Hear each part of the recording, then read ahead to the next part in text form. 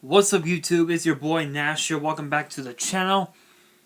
And with the Royal Rumble coming up this Sunday, there's actually this is going to be a very interesting episode of WWE's biggest issue. Before we do get started, I do want to announce breaking news. WWE has now partnered with.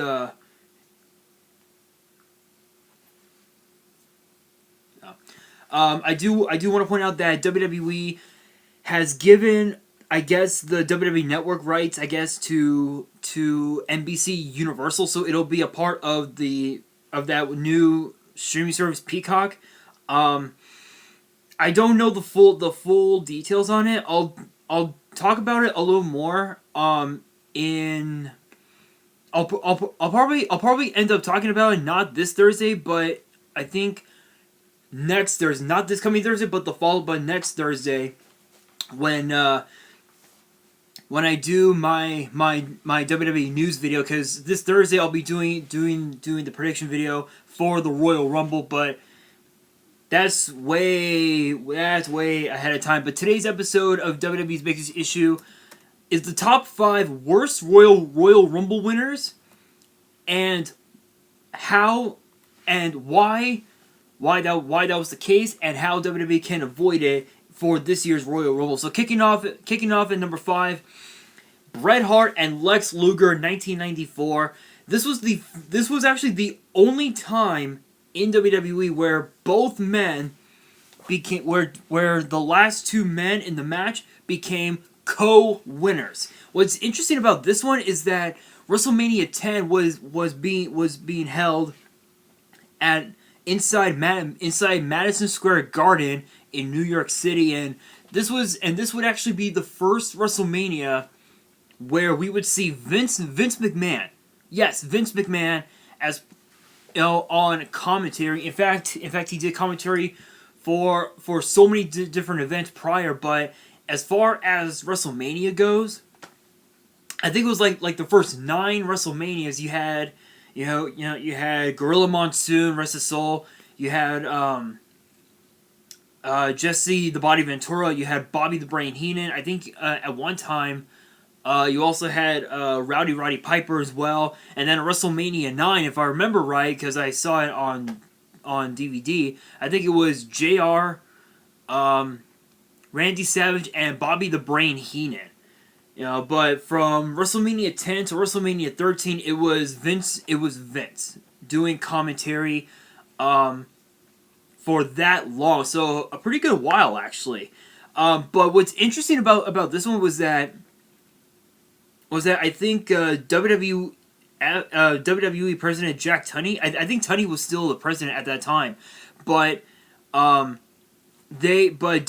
management had named both men the winners of the 1994 Royal Rumble, and they ended up facing off against Yokozuna for the WWE Championship. I think Luger was the first one to challenge for the title. In fact, I think that match kicked off WrestleMania that night. And then, of course, the main event ended up being Yokozuna versus Bret Hart, because Yokozuna had beaten Lex Luger. The reason why I put this at number 5 is the fact that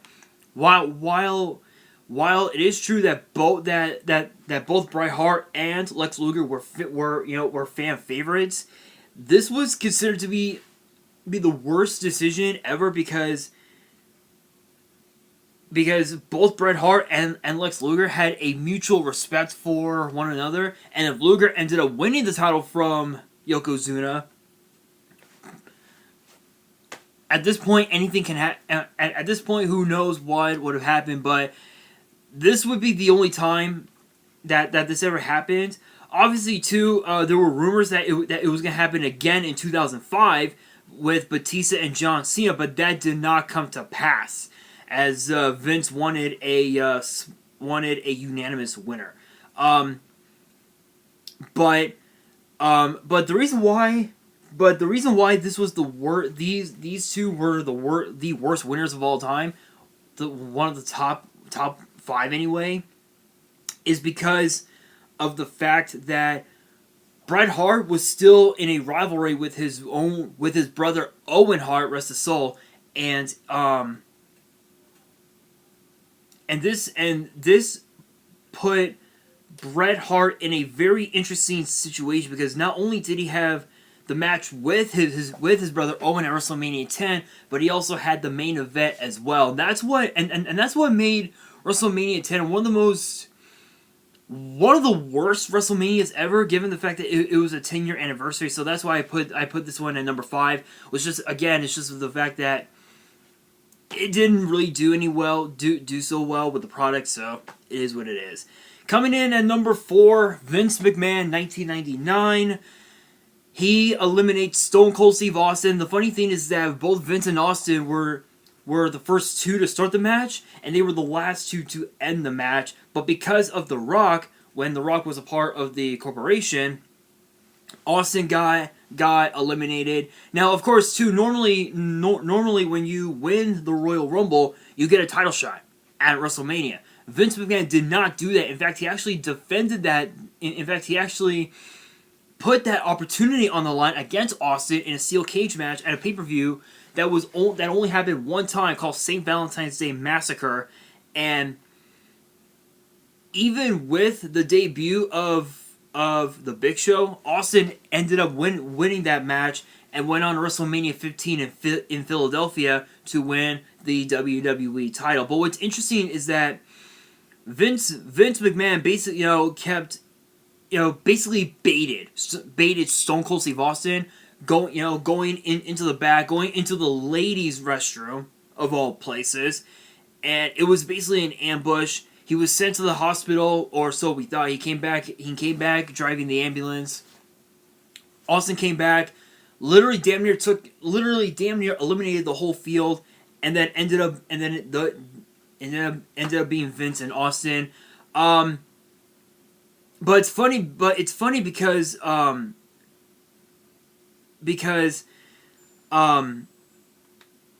there were rumors. I know that I was only like, what? Hold on, I was like 3, and here's the funny thing: I was 3 years old when this happened. I was 3 years old. What the hell's in caught in my eye? Yeah, again, I was only 3 years old when this happened, but there were rumors swirling that Vince was going to actually challenge The Rock for the WWE title, so no matter who won, the title would stay within the corporation, but that did not come to pass. So that's why I put this one at number 4. But coming in at number 3 is a rather interesting one. And that would have to be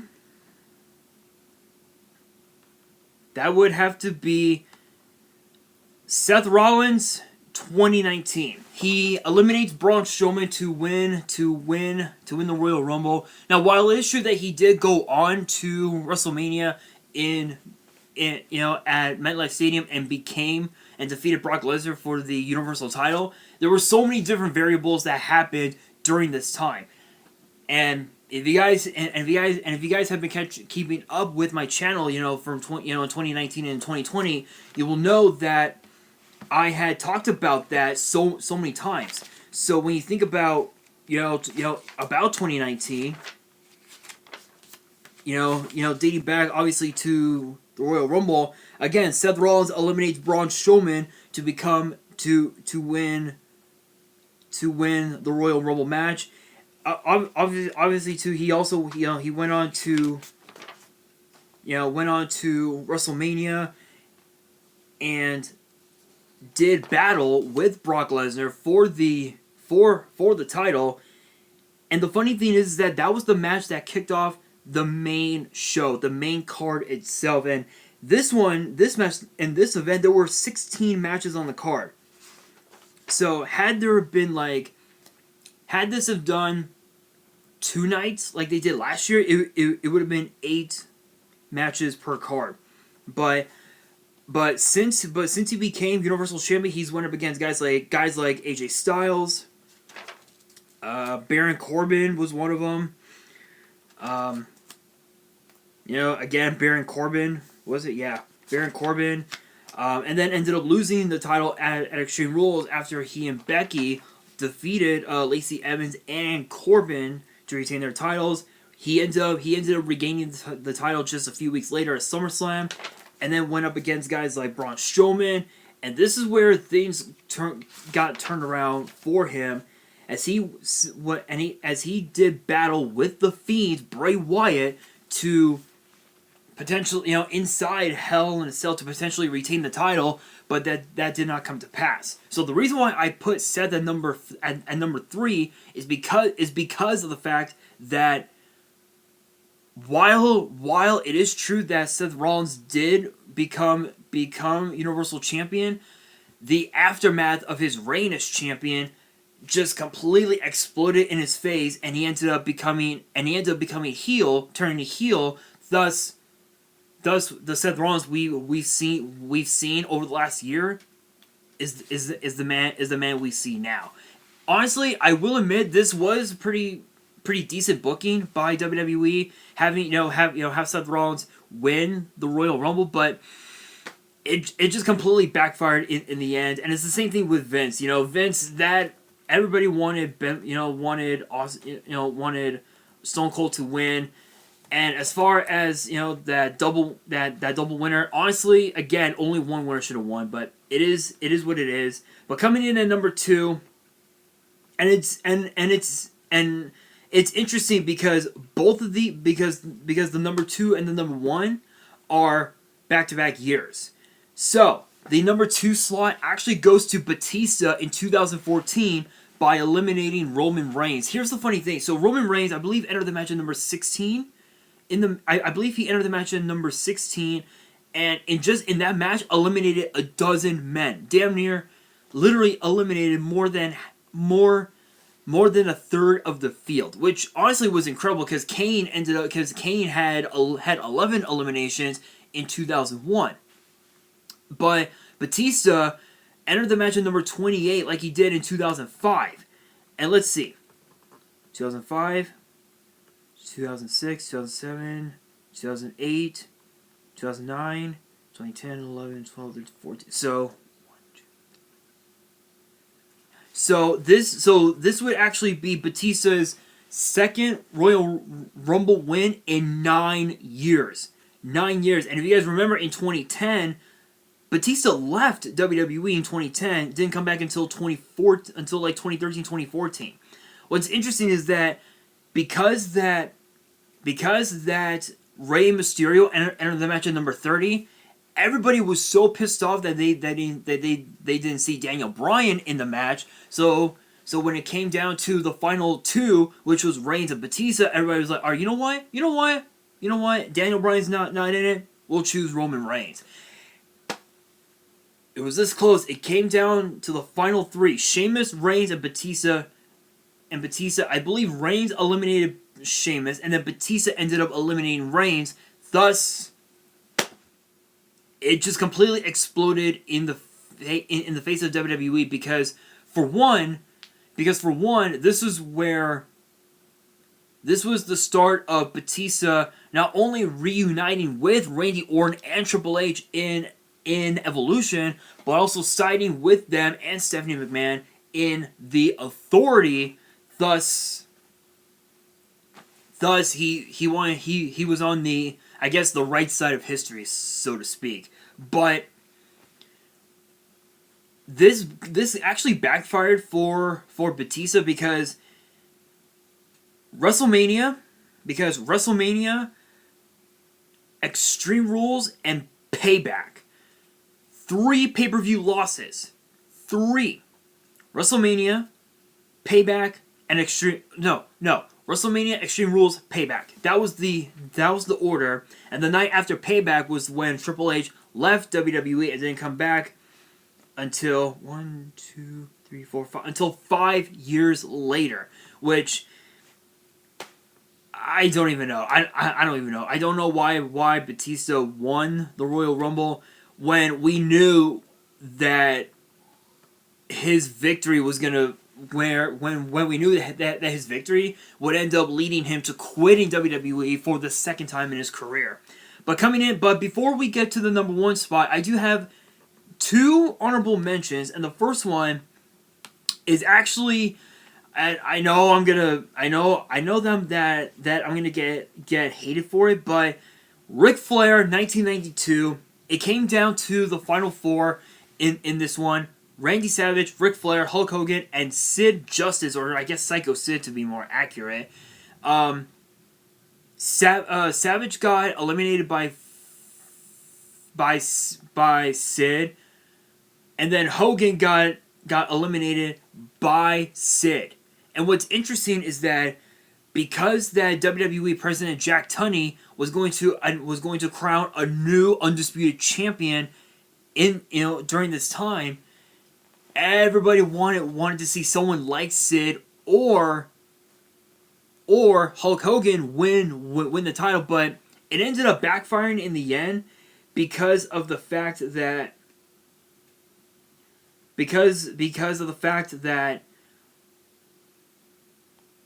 even though Ric Flair won the title, it backfired on him in the end because he ended up losing the title to Macho Man Randy Savage, which obviously too, when you win the Royal Rumble, you have a good you have a good chance to win the title at WrestleMania.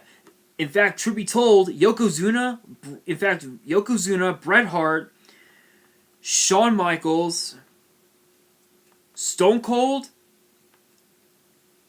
Triple H, Brock Lesnar, I know I shouldn't mention his name, but Chris Benoit, Batista, Rey Mysterio, Undertaker, Sheamus, John Cena, who else? Triple H I mentioned again, Randy Orton, Seth Rollins, and Drew McIntyre all have won the championship at WrestleMania. So that's about what, maybe a 58. I would say about I would say a 58% chance. 58% chance of you winning the championship at WrestleMania, and Ric Flair did not retain the title at WrestleMania that night. I believe that was in the Hoosier Dome, actually, wasn't it?